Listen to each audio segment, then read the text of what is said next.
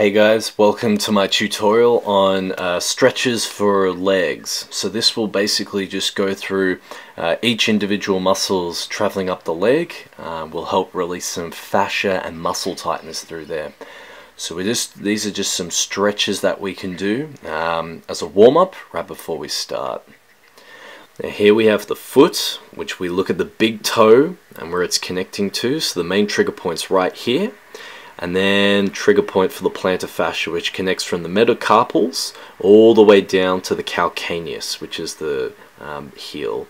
So the big toe, which is where we want to roll the balls there, as well as down there.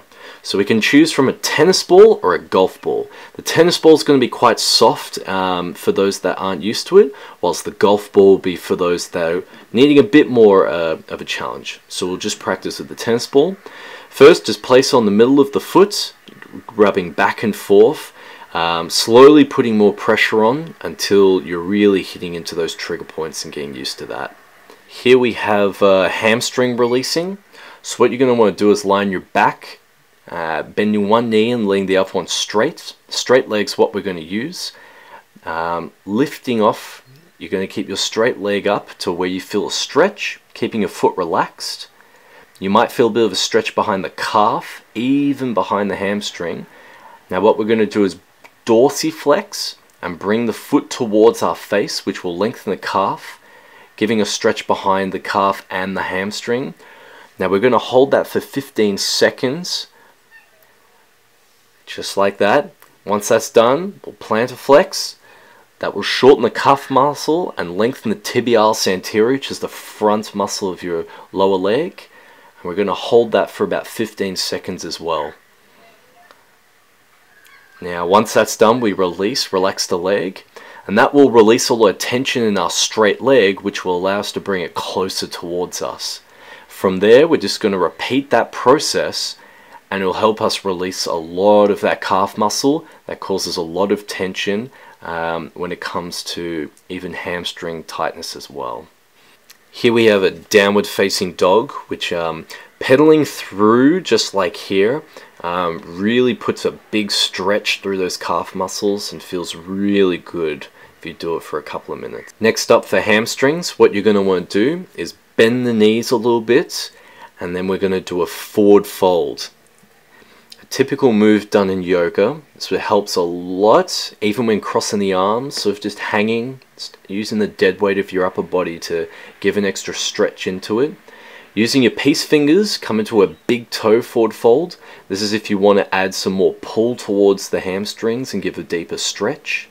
Halfway lift as well, puts a lot of tension in the hamstring and allows them to stretch even more, whilst keeping that tabletop back as well. And then once there, exhale and forward fold again.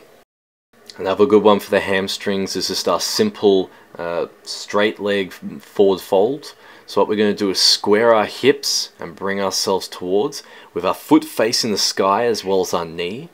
Bringing our hands coming down, not holding onto the foot. Now remember that we want our belly button to the ground, not our head. We don't want our head. Think of belly button to the floor, and then slowly breathe into it rather than forcing it. The hamstrings are very stubborn if you try and force it, so breathing definitely will help sort of relax a lot of the tension through the Golgi tendon organs. And then grabbing the foot, once you're at that stage, will definitely increase that stretch there as well. Coming into a glute medius stretch, we're going to bring our right foot onto our left knee.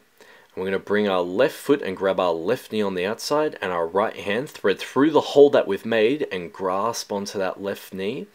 Lie back and slowly bring the knee towards you on the exhale. So just keep inhaling and exhaling, and that will help release a lot of the tension. Then you're going to be finding a good stretch coming on that right glute medius there. That's it. It's going to hurt, but the more you breathe, it'll definitely sort of release a lot of that tension. Now, once you've done there, we're going to work on another one, which is piriformis. Doing this stretch will definitely help release it. So we're going to bring it at a 90-degree angle, just like there. Then we're going to externally rotate it as far as we can. We're going to then grab the inside of the foot with our opposite hands, and we're going to slowly bring it across our body. It shouldn't be too far to where you feel a really deep stretch coming into that piriformis on the left side. I do keep my hips square on the ground as well, and that will help you feel that extra stretch as well. Try not to bend the knee as well, because if you do, you might not feel the stretch as much. To increase the stretch, we've got the tennis ball and the foam roller. So the tennis ball for the glute medius, we're going to put it right under there and then bring our right ankle onto the left knee.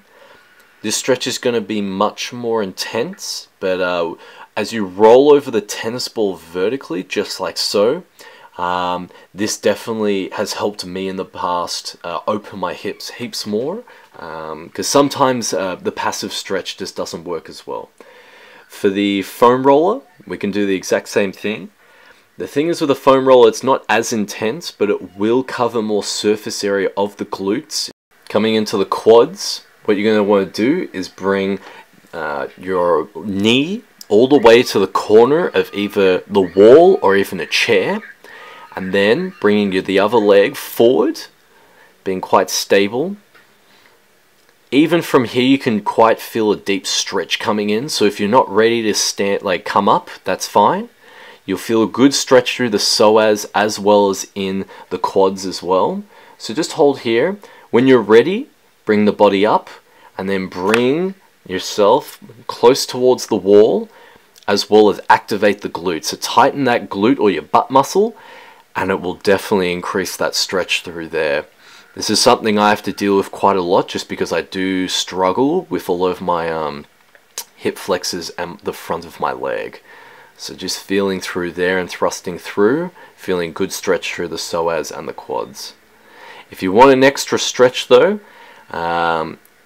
get your best friend for the foam roll. So with the quads, what I like to do is bring the leg that I'm not rolling onto the ground with my knee in front, just so, like so. Starting at the knee with the straight leg and bringing myself back and forth. Even putting the elbow down for that extra support as well if it's too much. But a lot of the times you do, it sucks. It's not going to be fun, but it will help. Even on the IT band, ITB, this is a great one as well to work on. Yet again, will be quite sore. Now for your TFL, your tensor fascia latae, which is like, we call it the pocket muscle. This is going to be a really good one for the tennis ball to get involved in. The foam roller doesn't get into it too much, so right here I'm kind of thrusting into it, coming right down, and it hits the trigger point well. Hope you guys enjoyed the video. These are just some basic stretches for you to do for day-to-day routines. It'll definitely help you with your flexibility, increase it over time if you do stick to it. I will be doing some more advanced tutorials of stretches of individual muscle groups, so stay tuned for that, but keep up with it. You don't have to do it every day, so be nice to yourself, but also don't give up. So I'll see you then.